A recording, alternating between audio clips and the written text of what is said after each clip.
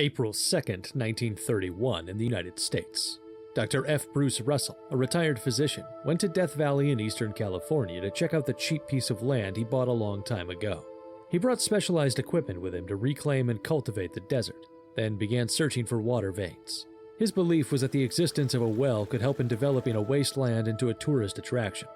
As he was drilling the underground with his drilling equipment, he noticed that the drill was spinning around a particular spot with no traction at exactly 10.7 meters. Thinking that it was a cavern that could probably be turned into a tourist attraction, Russell began digging up the spot. The hollow was much larger than he thought. With a rope tied to his body, he grabbed a lamp and headed down, entering the hollow to investigate. As he was walking through the maze-like cavern, he discovered some sort of chamber. Using the lamp to guide his way, he entered the chamber and realized it was not a mere cavern. 3 human-looking mummies were in the chamber. On top of that, the mummies were approximately 2.7 meters tall, much taller than the average person. What Russell discovered was not a cavern, but a gigantic underground city. Hurrying back up, Russell began his full-scale exploration the next day, where he discovered a variety of additional relics. Despite not being an expert, he knew it was indeed a huge discovery. Then again, due to his lack of expertise, it was difficult for him to grasp the mummies' features aside from the superficial ones, such as the fact that they could be giants from an ancient civilization. After going to great lengths to discover the truth, he eventually decided to block the historical site's entrance with wooden boards and sand, in hopes he would be able to figure it out in the future. In 1946, Russell met his affluent former patient, Howard Hill.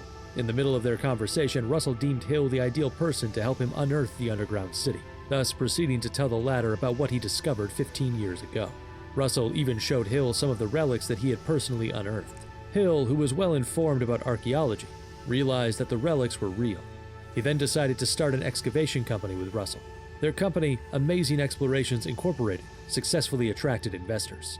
This enabled them to bring people to the underground city, to see the relics and the giant mummies with their own eyes. During the process, relics were revealed to be from tens of thousands of years ago, and that the animal skin used to make the mummies' garments did not belong to any of the animals currently existing on Earth. Of course, this caused a huge controversy in academia. Moreover, this was also published in local newspaper, the San Diego Union Tribune, on August 5, 1947. Age of Giants Evidence Found. A band of amateur archaeologists announced today that they have discovered a lost civilization of men 9 feet tall in California caverns. Subsequently, the ancient underground city began gaining widespread public attention. Russell and Hill actively participated in many interviews, further spreading the appeal of the underground city and the giant mummies to the public. 3 giant mummies were laid side by side in the cavern. They were clothed in garments made of animal skin, similar to a dyed sheepskin. However, we have confirmed that the materials were taken from an animal unknown today. Around them were several handicrafts similar to those made by the Timbisha, and granites carved with hieroglyphs. The Timbisha are a Native American tribe who have lived in Death Valley for over 1,000 years. They are also the people with the most knowledge regarding Death Valley. Russell himself went and asked them questions about both the underground city and the giant mummies. Although there was a language barrier as the tribe elders only spoke in the ancestral language Timbisha, they mentioned fragmentary keywords such as a place for memorial service, many animals, and underground humans. Upon hearing their explanation, Russell was shocked. At the time of his exploration, he had discovered some sort of chamber at the end of the tunnel, similar to the ritual hall discovered by the Timbisha. He claimed that the ritual hall was full of enormous animal bones. Judging from the skeletons, I presumed that it was a collection of bones of animals living in ancient times, namely saber-toothed cats and mammoths. Russell and Hill had plenty of reasons to continue making various claims against academia and the public. Scholars were being extremely skeptical towards the discovered relics and mummies' presumed age, as Russell was not an expert. A group of amateur archaeologists have discovered giants and ancient ruins underground. Meanwhile, professional archaeologists are skeptical. At the time, the archaeology community doubted the authenticity of the discoveries, pointing out that Russell did not have a PhD in archaeology. Soon after, archaeologists from the Natural History Museum of Los Angeles County announced their stance. It is impossible for ancient saber-toothed cats and mammoths to exist at the same time, as there was a gap of 10 to 13 million years between their first appearances on Earth. In response, Russell argued, the Death Valley mummies and underground ruins are only a fraction of what we will discover in the future. Once again, he emphasized, through our exploration, we are only scratching the surface of a lost civilization. He then proceeded to ask archaeologists to accompany him on his exploration.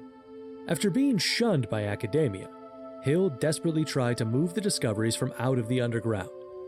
Unfortunately, it was nothing but a vain attempt. It was a much too large of an area, and underground tunnels would usually collapse due to the soft ground. Moreover, nothing much could be done by a small group of people with no excavation knowledge or skills. To make things worse, they would have to face sandstorms every day in the middle of a desert. To resolve the situation, Russell recruited a group of investors and reporters before heading directly to the underground tunnel. However, unexpected things occurred. The digging process was fueled by the need to provide substantial evidence, and he went too far. As a result, the ground collapsed, thus burying a large section of the underground tunnel in piles of dirt. This led to no one believing Russell's words, although he had wandered through the tunnel for a long period of time, barely managing to get out and return to the ground. In despair, he disappeared shortly after. A few months later, Russell's car was discovered in a remote area of Death Valley. Its radiator appeared to have exploded. A suitcase filled with his clothes and belongings was left in the car, but he was nowhere to be found. The police later searched the whole area to no avail. He went into hiding to evade responsibility, people said. Some argued that Russell, who felt pressure from all sides, was preparing a new presentation that could have shaken the foundations of human history, but was unfortunately killed in the process. According to his acquaintances, he was indeed preparing a shocking press conference to atone for his past mistakes. Surprisingly, Russell was not the only one who witnessed Death Valley's gigantic mummies and underground tunnel. A book published in 1932 entitled Death Valley Men tells the story of two men who fell into an underground tunnel when a mine shaft collapsed. Following the cavern, they traveled 32 kilometers until they reached an enormous underground space. That space held relics that looked like they were made of gold, as well as human mummies in extremely good condition. After escaping the underground tunnel, they immediately formed an excavation team in hopes of rediscovering the underground space. Unfortunately, they could not even locate the entrance. Records of Death Valley's underground city date back to 1920. I fell through the floor of an abandoned mine in the southwest corner of Death Valley as it collapsed. I thought it was the end for me, but I found a path. In hopes of getting out of there, I followed the path. As I went further, I discovered a catacomb with hundreds of gigantic mummies dressed in leather. I wanted to relocate the place, but in the vast Death Valley, it would be impossible to even specify the coordinates of a place I had stumbled across before. The prospector said that he was able to remember the details of what he saw underground, where there was little to no light. Pale, greenish-yellow lights illuminating the catacomb helped him see. After hearing the prospector's story, local hunter Tom Wilson told a somewhat similar story. He was a part of the indigenous Paiute tribe who lived in Nevada. Among the legends of the Paiute tribe, there is one about an underground man. It is said that there were leather-clad, fair-skinned people who spoke an unknown language. They were sustained by the food we have never seen before. Pale, greenish-yellow lights illuminated their city, where sunshine did not exist. Despite having devoted the rest of his life to finding the underground city, Wilson was unable to locate it until he died in 1986. In this brutal land called Death Valley, someone said that he saw giant mummies, and another told a legend of people living underground.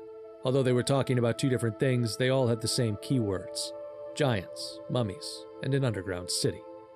Rumors about this have continued to circulate for 70 years. Who knows? Maybe there are traces of an underground civilization and giants yet to be found, somewhere underneath the hot desert. This has been Strange Night.